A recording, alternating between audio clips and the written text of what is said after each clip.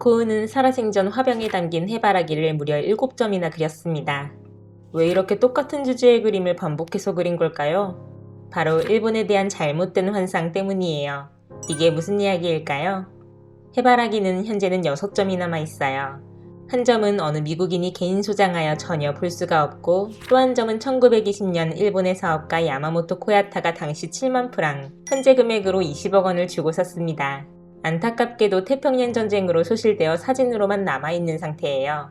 우리가 실제로 감상할 수 있는 작품은 5점인 것이죠. 해바라기는 프랑스의 따뜻한 남부지방 아를레에서 그려졌습니다.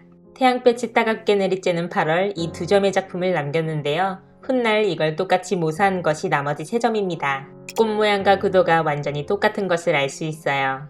고은은 살아생전 그렇게 빛을 본 화가가 아니었습니다. 죽기 전 딱 한 점의 그림만을 팔았는데 그것도 약값으로 지불한 것이었죠. 하지만 그에겐 가장 친한 친구이자 후원자가 있었기에 계속해서 그림을 그릴 수 있었습니다. 바로 동생 테오예요. 테오는 파리에서 일찍이 성공한 화상이었고 평생토록 형을 전적으로 지원해 주었습니다. 고흐가 고향 네덜란드에서 파리로 왔을 땐 자신의 인맥으로 많은 화가를 소개해 주었죠. 훗날 고흐는 1888년 2월 파리에서 프랑스 남부지방인 아를르로 이주하는데요. 여기서 샛노란 집 한 채를 1년간 통으로 빌리게 됩니다.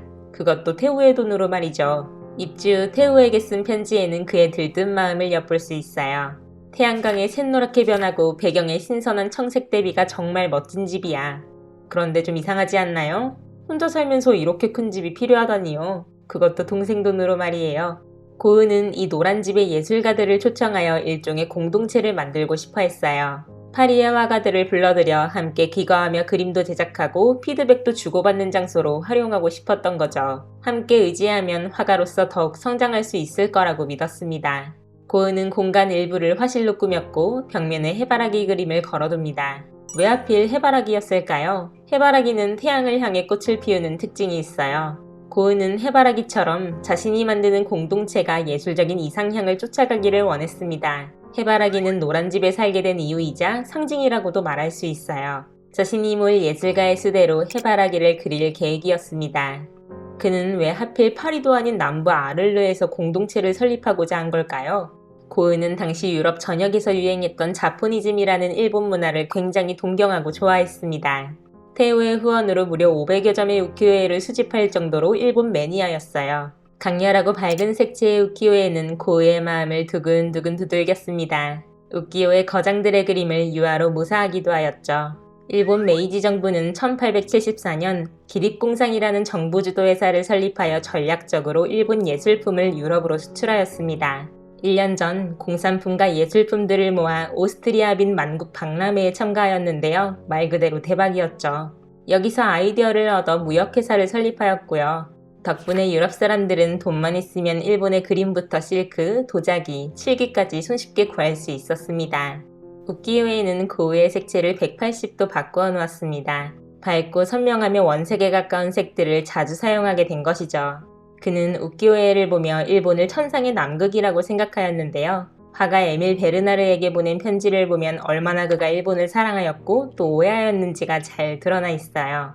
이 아를르 지방은 투명한 공기와 밝은 색채의 효과 덕에 나에게는 일본처럼 아름답게 보인단다.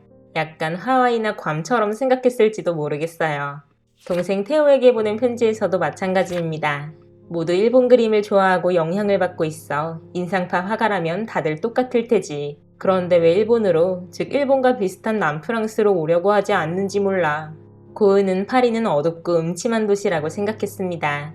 프랑스에서 그나마 일본을 경험하려면 뜨거운 태양이 내리쬐는 남쪽으로 내려가야 한다고 마음먹었죠. 그는 주로 피에르 로티의 소설 국화부인을 통해 일본을 배웠는데요. 로티가 일본을 방문한 경험담이 책 속에 잘 드러나 있었습니다. 경험담일 뿐 실제 일본의 모습은 아니었어요. 하지만 고흐는 이것이 일본이구나 전적으로 믿었습니다. 환상은 재미있는 그림들을 만듭니다. 일본 남성은 모두 헤어스타일이 스님 같을 거라고 생각해서 초상화를 머리민 사람으로 그려냈어요. 일본 여성은 오물인 듯 작은 입술을 가졌다고 착각하고 이런 그림도 그렸습니다. 가장 잘못된 환상이 있었으니 일본의 화가들이 모두 공동체 생활을 한다는 것이었어요. 함께 살며 서로의 작품을 비평하고 수익을 분배해 성장한다는 이야기를 어디서 주워들은 것이죠. 일본과 가장 가까운 아를레에서 만드는 화가들의 공동체. 고우 입장에선 너무나 감동적이고 아름다운 이야기가 아닐 수 없었습니다. 바로 실행에 나선 것이었어요. 그래서 동료들을 잘 모을 수 있었을까요? 영영, 안타깝게도 아무도 오지 않았어요. 왜 그랬을까요? 고우의 성격이 까칠하고 고집불통인데다가 때론 쉽게 흥분하고 극단적이기까지 했기 때문입니다. 정신적으로 조울증과 경계성 인격장애가 있었거든요. 이러니 누가 오고 싶어 하겠어요? 심지어 같이 살아야 하는걸요. 태호는 형의 이런 모습이 너무나 안타까웠습니다. 고갱에게 부탁해서 아를르로 가서 그림을 그릴 것을 요청했어요. 10월 어느 가을날이었습니다. 고갱은 당시 인지도 없던 가난한 화가였는데요. 태호가 고갱을 지원하는 조건을 내걸었어요. 고우와 고갱, 처음에는 옹기종기 사이좋게 잘 지냈습니다.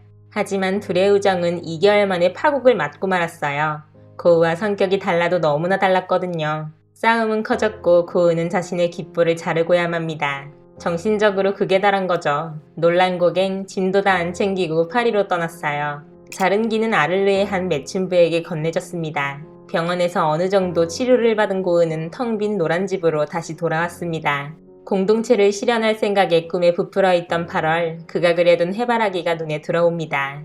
난방도 들어오지 않던 12월의 추운 노란집. 고은은 입김을 폴폴 내며 쓸쓸히 앉아 해바라기를 모작하고 또 모작했어요. 그래서인지 모작이라고는 하지만 어쩐지 더 어둡고 외롭게 느껴지는 것 같습니다. 고우의 해바라기는 그가 미처 이루지 못한 예술가 공동체에 대한 꿈, 그리고 고독과 절망 그 자체입니다.